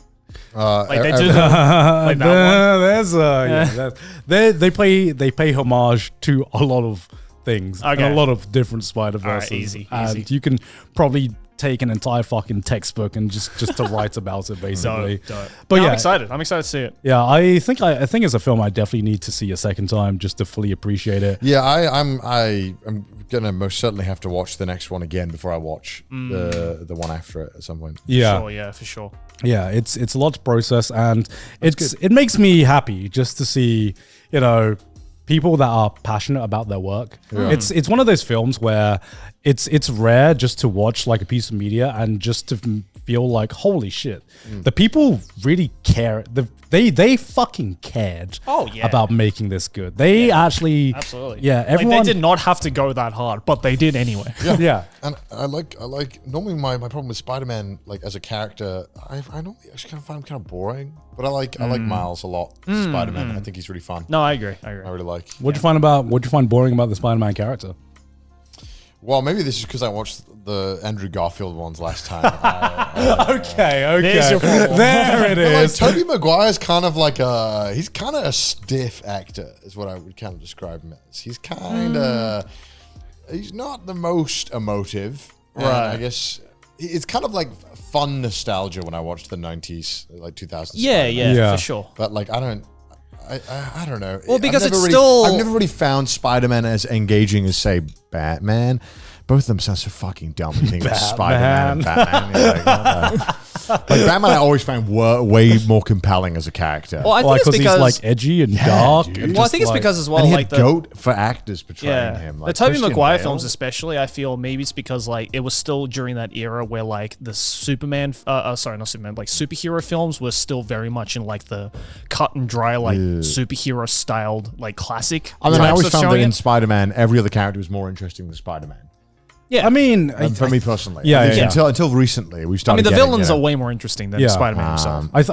I think Spider-Verse does a good portrayal at just, you know, telling a story of what Spider-Man is meant to be. Like, have you played the Spider-Man Insomniac games at all? No, they're only on No. PlayStation. well, you have one now. You have I one have a PS5. I'm Yeah. not gonna fucking play Spider-Man. Yeah, I think the Insomniac games does a very, very good job at portraying the kind of character that Spider-Man's meant to be. Because I think Tobey Maguire, I agree, I really do love the original Spider-Man movies, but Tobey Maguire is just a little bit flat to me. Like Spider-Man's always meant to have had this kind of like arrogance, a little. I bit like of, him though. I don't. Yeah, I was shitting on him. I was just like, you know, a little bit of quirkiness to him and everything like that. Which, if it was Robert Pattinson, Spider-Man, Well, that's just your that personal. would be. I'm just saying, he'd crush it. I'm just. like my favorite Spider-Man was the Spider-Man I grew up with, which is like the original '90s Spider-Man cartoon. That to me is the OG goated Spider-Man. The big difference between Spider-Man and Batman to me was I felt like I could actually relate to Spider-Man as a character, whereas Batman was always just this super uber cool thing. What was more relatable to Spider-Man? About Spider-Man for you? Well, the fact that He delivers pizzas. I was going to say, was it the radioactive spider? Compare it to the both, you know. Yeah, I relate more to a teenage superhero who's just trying his best to live a double life and just trying to get the fucking girl that he likes, or a fucking billionaire playboy with dead parents? I don't know. Which one do I relate more to? That sounds fucking... No, I actually studied martial arts as well. And with what's his name? Nielsen. Ra's al Ghul. Yeah, well, what's the actor called who plays him again? The Irish guy, Taken. Wait, which? Liam Neeson. Liam Neeson. I was like, which iteration are we talking about here? Liam Neeson. Yeah. The Shadow Society. Fucking sick. Bro. Shadow Society. I want to be trained. Train me. I don't know. I don't know. You know, Batman's been hogging the limelight, but Spider-Man's crushing it lately. It's good to see. It's good to see the movies are crushing it, and Tom Holland's a good Spider-Man. Yeah. Yeah, I mean, Batman's always been just like, even as a kid, I was like, this is a bit too edgy for me. No, I loved Batman. Love Batman. You're a Batman. Were you a Batman kid? I think the world of Gotham is the most interesting out of all the. I agree. Like I think that Spider-Man is just like, it's New York. Say, it's New York. It's pizza. Hey, New York in here. Yeah. Oh, fuck. Gotham's like, it's Chicago mixed with London, mixed with New York. It's kind of like mixed this with weird hell. Mixed with. Yeah, it's kind of this weird, fucked up world that's really cool and dark and grungy. Yeah. I find it more interesting as a concept. But that's just like such small nitpicks. I've also just found like the Batman films to just be more interesting and well-made films compared to the Spider-Man films. Just really? Personally, I mean, it's more in my taste. I feel. I mean, the Dark Spider-Man Knight films. trilogy, fucking. Okay, did some big the Dark Knight trilogy is, I think, the only one I'm super like emotionally attached to. I like Batman Begins. I mean, that was good enough to like carry the whole goddamn But franchise. I feel like I liked the Dark Knight series just because it was a crime thriller with people who dressed up in a batsuit. And Are you telling me you don't like the George Clooney Batman? Okay, hold up. But With also, Arnold Schwarzenegger? Batman the animated series was insanely goated. That was I've goated. watched it. It was so fucking good. That is goated. We have Mark Hamill as the Joker as well in that, who is this is one of the best performances in like voiceover history. It's so fucking good. Everyone went hard. I just never like. I never liked it as a kid. I don't know why. Why did I? If you like the Spider-Man one, you would have loved the Batman one. No, because I did watch both. I watched both the Spider-Man animated series and the Batman animated series, and I think maybe that's why I didn't like it. It was like really, really grounded and a bit too like noir kind of like feeling for me. So Yeah, I think I just like I think I first discovered like the Batman cartoons and like, you know, the early Batman films during a time where I was just like, ooh, I like edgy stuff. Whereas I looked at Spider-Man, I was like, that's for children. Hello. It is I. I am a mature 14-year-old who likes dark, brooding things like Shadow the Hedgehog. Well, I felt like you're like, I'm no longer 12 now, Mum. Put the Spider-Man costume away. I'm 14. It's Batman time. And I never grew up. My favorite. That's fine. They're both great, by the way. No, they're both great. I remember my favorite Spider-Man arc, and this is maybe this shouldn't be a surprise to anyone in any way, shape, or form. But my favorite Spider-Man arc from the original animated series was the arc where he meets like the Madam Web or something like that, and he has to pick a bunch of superheroes to transport to this other world to have this fucking massive like war between superheroes and supervillains. So I'm like, wait a minute. This is I just realized now this is a fucking isekai. That's why you love Spider-Verse, because it's a fucking isekai. Okay. We figured it out. It wasn't all about the groundbreaking animation or anything. Maybe he just likes because it's an isekai. Maybe I've never grown up. Maybe I've just liked the same things I've liked as a kid all along. I also just realized, like, this far into this discussion, that this is literally every discussion in every comic book store across the world. Like, it's like, what's better, Spider-Man or Batman? Okay, hear me out. Batman into the Spider-Verse. Yeah, that's Batman into the Batverse. Sorry. You mean? Batman into the Spider-Verse. Batman into the Spider-Man into the Spider-Verse. Yeah, they go into other worlds. It's cool. I like Crisis Across Infinite Earths because it has like other. So what you're Earths telling me is, and, if they brought out a Batman that's an isekai, you would like it. I mean, there is that. Like I said, it's the arc where I think it's called kind of. Yeah, I think it's the Justice League arc. It's like Crisis across Infinite Earths. I think that I found. I'm not a big. I never watched Justice League. I'm not a big comic book person, but those my favorite arcs were always the ones where they cross over into like the other worlds and the other multiverses. Yeah, that's always fun. Yeah. And the Batmans meet the other Batmans, and the other Supermans meet the other Supermans. Yeah. Yeah, that's that. Hey, One of my Hey, what can I friends say? Goes, why is it always multiverses now? And I was like, I don't fucking know, because they ran out of other shit to talk about. I don't know. I am sick and tired of fucking multiverses. And do you know why? Comic books, or at least not like not comic reference. books. No. It's not just that. It's they've just reached the Dragon Ball problem where you've taken on the biggest threat of the world, and then you take on the biggest threat of the galaxy, which is fucking Thanos. Where did you go from there? What do you do? Where do you go after you save the entire universe? What about other universes? They should pull a JoJo, and then just like JoJo, obviously had part 3, which is a battle across the entire Earth. And then the next season they were like, how about we just have a little problem in this little town? And then it was actually amazing. It was so good because he was like, fuck it, no, let's just shrink this down. Let's make this all contained in a single location, and then we can really experiment with that. I think that's what they need to do as well. And then part 6 was like, what if we didn't do that? And then part 8 is like, let's just fucking do LSD. Yeah. So it's I think we'll come back. We'll have the LSD arc, I'm sure, but I think I would appreciate if it was a bit more ground, which is why I like kind of like so what, the Batman. Batman slice of life? The Batman was kind of like that. It was all contained in Gotham, on small kind of scale. I like that. God, do you know what I realized recently? What? We're never gonna get another Thanos moment, are we? No. I was re-looking at. I was rewatching like Infinity War and like Endgame clips. Just like what's wrong with you, Carl? What's wrong with me? Why are you rewatching movie clips all the time? Because I would like to relive some of like the moments. Sometimes He can't be bothered to watch the whole film. With the state of the MCU at the moment, I'm like that Wolverine. That Wolverine image, like just like embracing the scene from like Endgame to be like, oh, remember the good old days. Man. Because obviously we did realize how big it was back when it first aired, but I'm like, man, we really did have our Luke, I am your father moment, didn't we? Like that was, I still never. And you never fucking saw it because you hate popular stuff, Joey. No, I hate Marvel. I respect that. Yeah. I wish I didn't. I wish I didn't get sucked into this fucking pit that I hate. Yeah. I watch all of them and I hate them all. Yeah, exactly. I just get angry. Yeah. And I still watch them. I don't know why. Wait, did you hate them before, like, Endgame? I started getting pretty tired of them before it. Oh, really? I mean, the last few movies before Endgame and Infinity War were kind of ass, you gotta admit. They went and came pretty quick. No, they weren't. We had, like, Thor 3, which was, like, the best of the Thor series. I didn't even know there were 3 Thor films. Never seen a Thor movie. We had like Ant-Man 2, which sucked. We had Captain Marvel, which sucked. Captain Marvel sucked. We had fucking Black Panther, which was Black Panther was good. Great. Never saw that. That was quite a while before, though. I think that was quite a while before. I think. I remember watching. No, it was close. Oh, was it? Yeah, it was like I think year. I think it was like the year before. I definitely started feeling like Marvel fatigue.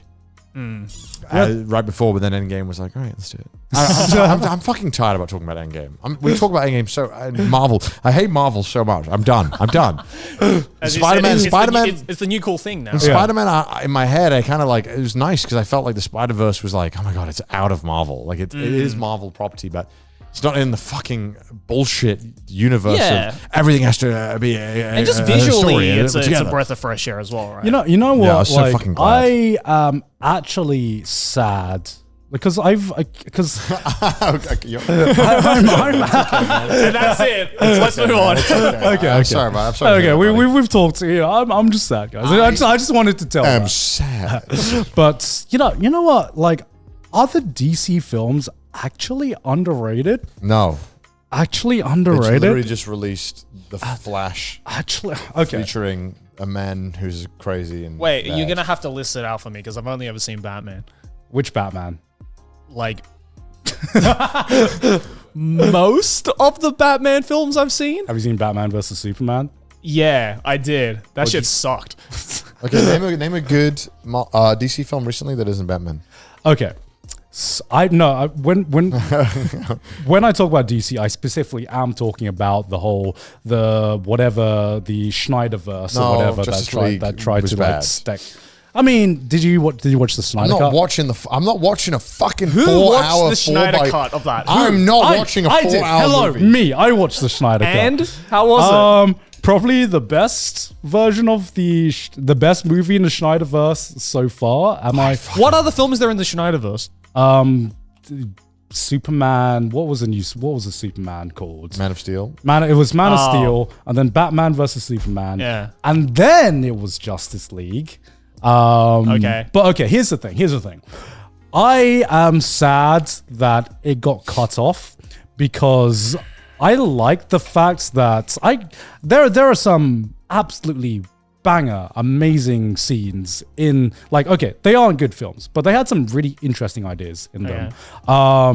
Like one of the scene that sticks out to me, I think I've talked about this before, was the beginning of Batman versus Superman, where you see Batman's perspective. The POV shots? Yeah, the POV shot of just Superman and Okay, yeah, that was pretty cool. and admittedly. like the other person, Zod, just wrecking the city up, and you just realize, holy fucking shit! Me as a human being, I have absolutely zero power and zero stake in whatever the fuck they decide to fight over. You see a city getting wrecked, and you feel so you feel so humbled, right? Because you feel like Batman is just totally fucking powerless, right? And I really like that idea, the idea that they played around that, where you just see basically Superman being treated as a god, and then as like a fake god. Because if you think about it, Superman kind of is a god, you know, compared to he has whatever. godlike powers. Yeah, that's for sure. But how's the ending?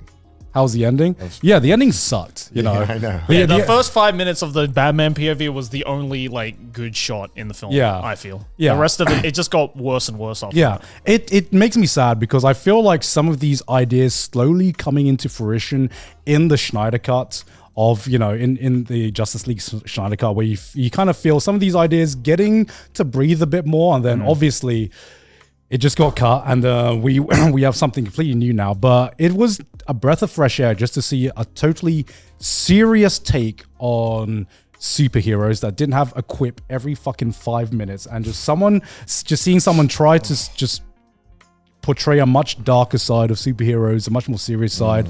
And then you had the whole fucking Martha thing, and then everyone just checked out, and you're like, okay, whatever. Okay, what else is there in the DC side of things? Because again, I'm not knowledgeable on DC shit. The only thing I know is Batman and Superman. There's Wonder Woman, which was a thing. Whereas, like, who watched that? Which was, I mean, I'll be The honest. first one was okay. The second Yeah. one was awful. Yeah. Is Flash DC or is that? Yeah, Flash is DC. Oh yeah, because that's having a great time. Yeah. I don't know anything And about it. I don't know why. Good. It's just when I watch all of The like squeakiest chair exists. I do. Yeah. When I watch the DC films, I'm like, these are the most 5 out of 10 films with some 10 out of 10 ideas in them that never get realized, and it makes me sad. It makes me sad because they have the potential to be really I good. think the best piece of superhero media right now is just The Boys. Yeah. It's the thing I enjoy out of everything I've watched in like the past since Endgame. That's by far the most thing I've enjoyed. Invincible by far as the well most. was The great. Boys and Invincible. Yeah, which is like it's not even any of these guys, and it's just Yeah. TV, and Yeah. it's like this is great. Sure. And there's not a fucking stupid quip every 2 fucking seconds making a joke. It's like, you know, it's fun. It's diabolical, isn't it? It's just fucking, yeah, it's great. And I feel like they put humor in organically, and it's not like, quick, it's been 30 seconds since we made a funny one-liner, guys. We got to write something.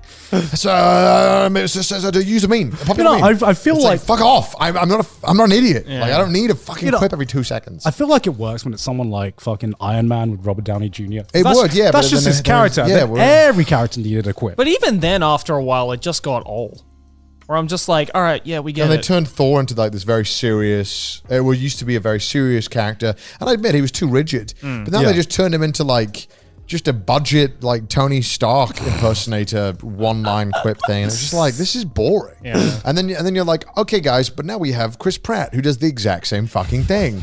And then it's like, all right, but then and then everyone else. Quiplash. Yeah, it's just like everyone. It's like a like you said, it's like a fucking shitty game of Jackbox and Cards Against Humanity. Where everyone's trying to be the funniest person in the room, and it's like, not everyone needs to be. Can we have a superhero movie where there's just like 0 one-liners? that would be kind of interesting to see. Yeah. If it holds up. And it was like even in Guardians of the Galaxy when I watched that, it was like, but it was like the only person who really consistently landed them was like the muscle big guy. What's his name? Dave Bautista. Yeah, his matched his character. Yeah. All of the time when Chris Pratt did it, I was like, okay, all right, Chris Pratt, just be Chris Pratt. Stop. You know, so that was fun. But I that's my opinions on Superman movies. By the end of it, I'm excited to watch Spider-Verse. You will like it. It's good. It. I'm sure I will. TLDR, Spider-Verse, great. Everyone knows Spider-Verse. it. Twitter won't shut the fuck up about it. Yeah. Like, it's impossible to avoid spoilers. What it told me is that maybe we don't have superhero fatigue. Maybe we just have mid superhero movie fatigue. Yeah. You know? Yeah. Bold takes. Maybe we have bad movie fatigue. Only the spices taste and trash taste. I watched the Dungeons and Dragons movie. Did I say this last time? No, you didn't. That was actually really good. Really? Yeah. I don't know why it had to be Dungeons and Dragons. But I assume It could have just been a fantasy film? Well, I think because they used a lot of stuff that was in Dungeons and Dragons in the like a lot of the creatures. It was good though. Yeah. It was very fun.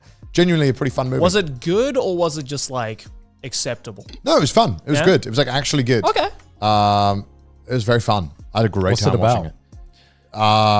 Dragons and Dungeons, well, I assume. Is it done in No, I know, and I thought it was going to be like they're all playing a game of. Is that what you're going to? It's not like it's not like never-ending I can story. read this man's mind sometimes. I knew he was going to say. It's not like we have a conversation every fucking I know. week. You know? Yeah, I thought going into it was going to be people playing Dungeons and Dragons, and then it would be acting out the scenes, and it could be like, well, you rolled a 4, get critical hit, something like that. You know, I thought it was going to be like that, and I just didn't. I didn't want that. Yeah. And luckily, it wasn't that. It was literally just a fantasy thing that was just used aspect of what I don't know. I don't play Dungeons and Dragons, so I don't know which aspects were licensed or not. Yeah. I think spells, monsters, characters that were from Dungeons and Dragons in the story. Right. But it was like a kind of like a heist gone wrong.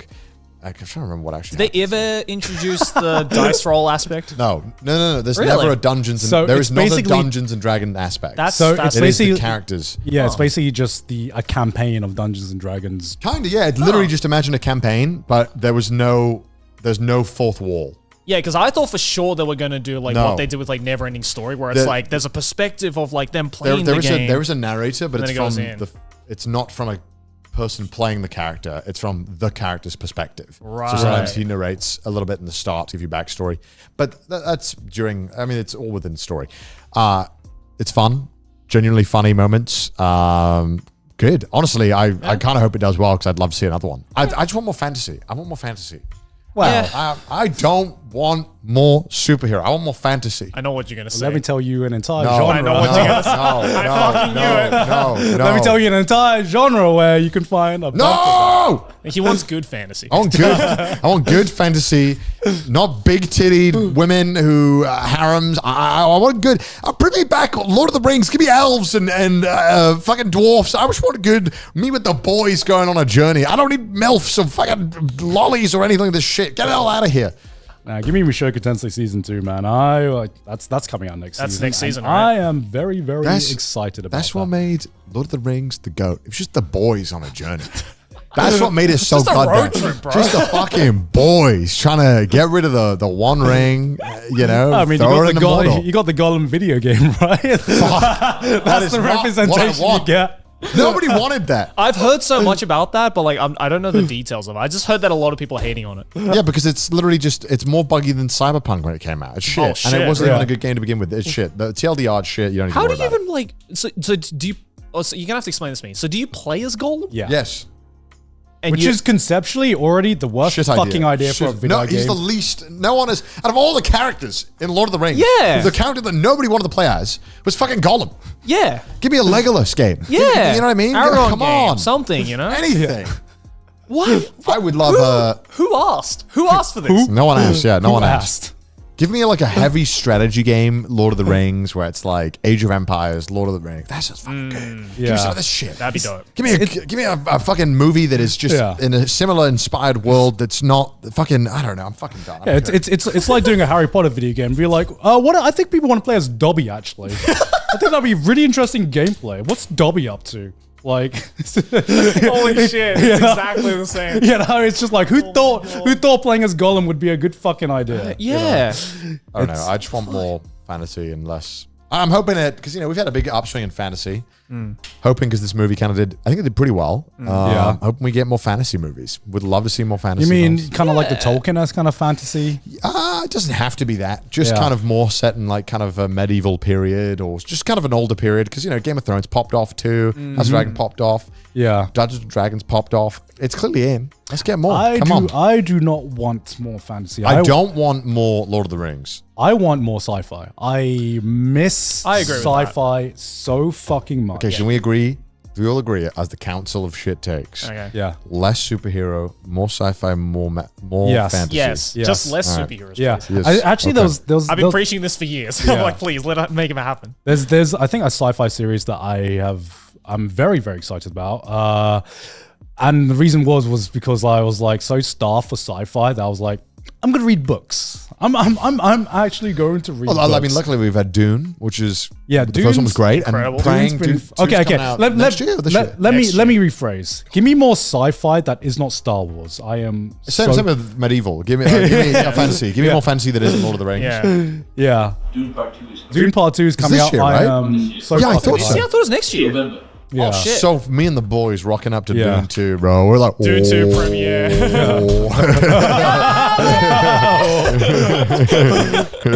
Yeah, a sci-fi series that I think is in production right now. Can you confirm this, Nabi? Is a series called The Three Bodies Problem or something like that. Okay. Which was a sci-fi book that I was very, very interested in reading. But it's basically like, I think the premise of it, which because I've only read the synopsis. It's basically there's something that proves that all of the scientific basis and all of like the mathematic basis which we base all of our sciences on has been proven like false. So Okay. Einstein's proof of theory is false and everything like that. And then you just see and then scientists and then you just see the reaction of the world where where everything that we believe is false and wrong. All of reality, Like Twitter. Yeah, like Twitter. Yeah, so basically, Yeah. this is a movie where if what would happen to the world if someone L plus ratioed Einstein? yeah, essentially. It's like shit. He What got is- him. What is it, Nabi? It's next year. Next year? Fuck yeah. Netflix, and Okay. I think this doesn't mean anything right now, but the showrunners for Game of Thrones is working on it, so Fuck yes. that can be a yes or a no. Okay. I mean, clearly the one thing you can't argue about the Game of Thrones and House of Dragon team is that the writing staff were fucking talented. Yeah. when they were crushing it in the older seasons. Yeah. it was fucking like some of the best dialogue we've had in TV for fucking decades. I'm really glad, really happy that Dune did well. Because like as a movie, you're watching it, you're like, this is like the complete opposite of like a Marvel film where it's like they are entrusting you so much that you will get invested in this world. That is so. I mean, Dune is like the first 30 minutes are pretty dialogue intense. Oh yeah. And so the fact that something like that can do well and be successful in this climate of like cinema where it feels that like that wasn't kind of welcome is so good. And the fact that it's part one and I'm just so glad that. And Dune not to popped mention, off. they took away, again, like, as someone who's read the books, they took away so much info from the books, and yet it was still cohesive. Yeah. It's like, I mean, we've gushed about how good Dune is Frank on heard this of the podcast. goat. before. Yeah. I'm just glad it did well. And I Yeah. really want more fantasy and sci-fi. I'm really glad it did well as well. And I think, like, you know, the latest example I can think of is I'm going to go off on a tangent, like Vinland Saga Season 2. Yeah. Where, you know, you look at Dune, you look at Vinland Saga Season 2, where it's a little bit slower than what you'd expect audiences to gravitate towards. It was slower. But it's a lot slower. It's a lot more dialogue, more character driven. But one thing that's slowly been proven is that people actually have patience. If the show's good, man. If the show or story or characters are good, people will have the patience to sit through that. Because everyone thought that everyone was going to drop Vinland Saga Season 2 because it was the farmland arc. It was slower. And then what's happened? It's kind of popped off. It's given us one of the best memes and one of the most widespread memes in recent memory with like, you have no enemies. I'm like, how did the meme from Vinland Saga Season 2 out of everything pop off from TikTok, man? That's the biggest plot twist of 2023. Isn't that from season 1?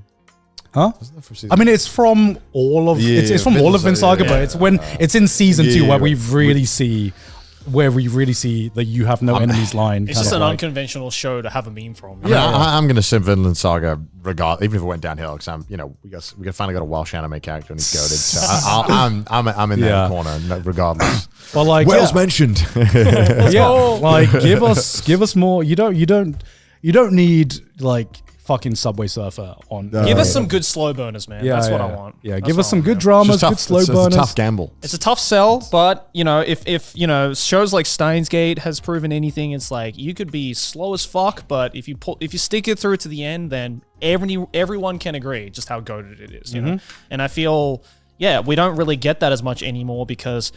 Is it because of people having shorter attention spans? Is it because of the TikTok generation? Hard to say, but let's just blame everything on TikTok. Let's blame everything on Let's be TikTok. boomers. I think that's. I don't think so. I think that's just a byproduct of what's happening. But like, you know, it's definitely just like I've seen a recent trend, at least with like films, where it's just like we're not really getting as many of those slow burners, or they're not getting as appreciated. I think it's because the landscape of like going to the theater has changed drastically. Yes, absolutely. So you know, you now have to make your money on a movie in the theater, whereas before, you know, you had DVD sales and you could rely on those kind of supplement things. Yeah.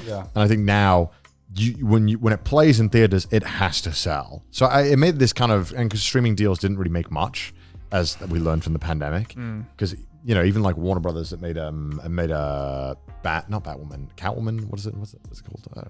Catwoman. They made a movie, a DC, I think, and it was completely done. But obviously, I think there's a weird tax kind of thing where if you scrap it, you can save money, and they thought it just wasn't even worth releasing. Oh, really? Because they could save more money from just scrapping it. Oh, I never heard that. There's some kind of tax reason where if they scrap it or don't release it, they get some kind of thing on it.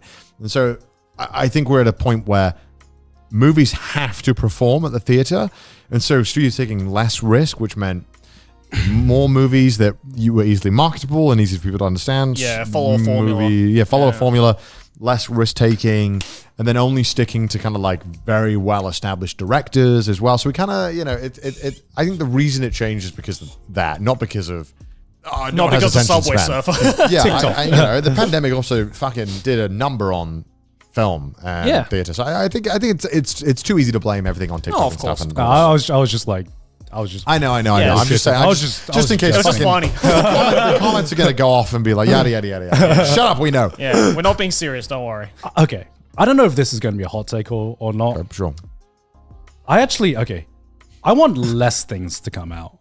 Okay. Hear me out. Okay. Is that a hot take?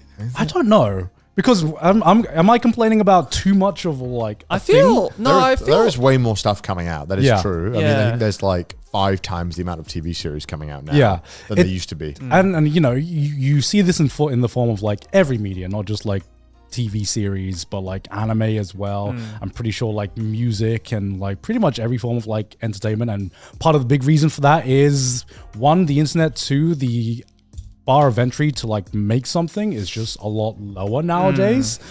But just means we get a lot of shit. We get so much shit to sift through. It's pretty easy to sift through it. Do you think so?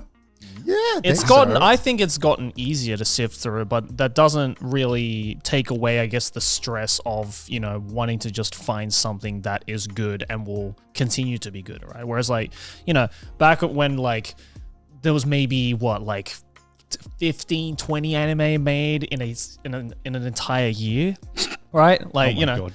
Early 2000s shit, you know, boomers remember that. How many new anime released last season, Joey? 100? 40. It was 55, I believe. Yeah. 55 shows. Yeah. And 2 years ago, it was like 30. Yeah. Like, but like, you know, you go back to like, you know, the early to mid 2000s, right? Yeah. When, you know, I really started to kind of explore everything. Like there was maybe only like 30 shows to come out in an entire year. Yeah. So it was not only easier to be able to look at everything and being like, all right, what is it that I want to watch? What is it I don't want to watch? Yeah. But now it's just like, you have fucking what? You said 55. You can't watch all last those season? shows, and you shouldn't watch all those. No. That's, if you were to keep up with everything, that's watching two entire seasons worth of anime every week, just to keep up with everything coming out. Yeah. That's too much. And it's just like you just don't have the time to watch or play every video game that comes out, watch every movie, watch every TV series. But like, it just seems like sometimes you look at something like Netflix, and I feel like something like Netflix is just pumping out just as much shit as they can. They're just pumping out. They're pumping out stuff that I'm just like, this is like second monitor shit.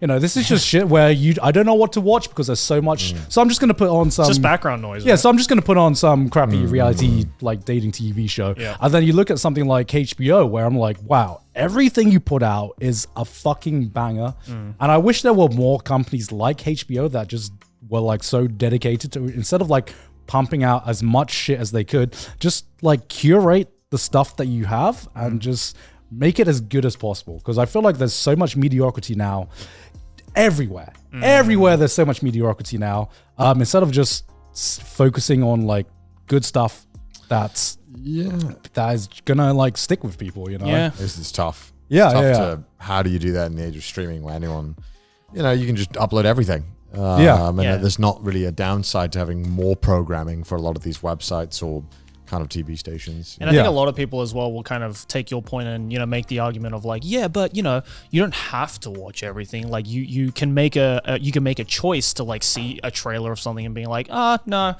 I don't want to watch it, or, you know, I'll instead watch this. But like, I feel then that kind of creates the problem of, you know, fatigue. Like we've been talking about it this entire fucking episode of like, there's too many fucking Marvel films and now I'm fatigued over it. Even if you fatigue. Yeah. Fatigue. Fatigue. That sounds like, that's like when you play too much Fate. Fatigue. But like, you know, I didn't watch every Marvel film. Haven't watched most of the Marvel films, but I still have fatigue over it because it's just like I want to stop fucking seeing it. Even just like seeing it like just offhandedly, like even a trailer or people talking about it or whatever. I'm just like, all right, I get it.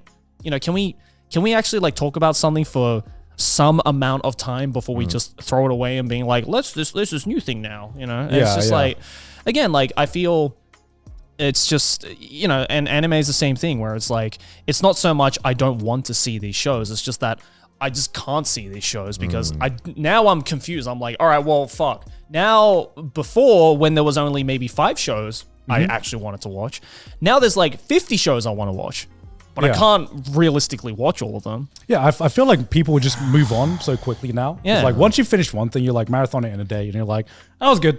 All right, time for the next thing. And you're just like, there's never that like, if you miss the conversation that happens the week after a season finale airs, you're just never going to talk about that thing to anyone ever again. You know, recent anime is a great example of that, of being like, you know, it's so incredibly hyped up while it's airing, and people will be like, this is a show that people are going to be talking about for years to come. Yeah. 9 times out of 10, the moment the last episode finishes, everyone forgets about it. Yeah, exactly, right? Sometimes people are like hyping up this new show. It's not just anime, but a week later, the new season starts, and everyone's like, "All right, what's the new shiny thing? What's people going to talk about today?" Exactly, you know? Exactly. I do miss the time period where it did feel like everyone had like a baseline of things that we had all kind of like collectively watched. You know, because I felt that way not just with anime, but just like with movies as well. You know, if you find someone into movies, you'd sort of had like a baseline of just like classic movies that everyone had seen. Yeah. But now it just seems like everyone has just random now. Every it's just fucking randomized depending on what that person has been recommended on Netflix or whatever. And like there isn't that same kind of sense of community. Like even with just movie going watching where people have like, oh, you've seen like the classics, right? You've seen these shows. Wait, you haven't seen fucking Terminator or Jurassic Park or something like that? You know what I mean? You know, it would always start that conversation. But nowadays, no one has time to watch old movies. Yeah. No one has time to watch the classics or go back because there's just too much stuff being made. Even right though now. you should. Even though they're you classics should. for a reason. Yeah. And I don't know. I'm just a boomer missing that old man Garnt made old his man point. Garnt missing the old good old days. Exactly. You know? Back when everyone played, you know, every kind of like back when everyone played the same kind of things. Back when everyone was watching the same stuff, playing the same stuff, listening to the same stuff. Now it's just like, it's harder to find people to relate to because there's infinite possibilities now of what anyone can watch. And it's like, it's so hard now, like, especially if you're not constantly watching all the popular stuff. You know, that it's very difficult to be like, oh, did you watch that one show that I really enjoyed? And they'll be like, never heard of it. Yeah, exactly. Well, one thing you definitely have heard of is the Trash Taste podcast. You're listening to it right now. Yes. Joey, tell them. Yeah. Tell him, Yes, Joe. that's right. You're listening to it. I don't know why you'd be 150 something episodes and not heard of us. But hey, look at these patrons though. They've definitely heard of the show. Yeah. And they love it so much that they're supporting us directly so that we can make great content for you guys. And if you would like to support us directly as Do it. well, then Why head on not? over to patreon.com/trashtaste. Links in the description. Also follow us on Twitter. Send us your memes on the subreddit. Titter. Follow us on Twitter. Send us your memes on the subreddit. And if you hate our face, listen to us on Spotify. And sorry for all the boomer talk today. We are boomers. Goodbye. Well, we'll see you guys next week. Bye. Bye-bye.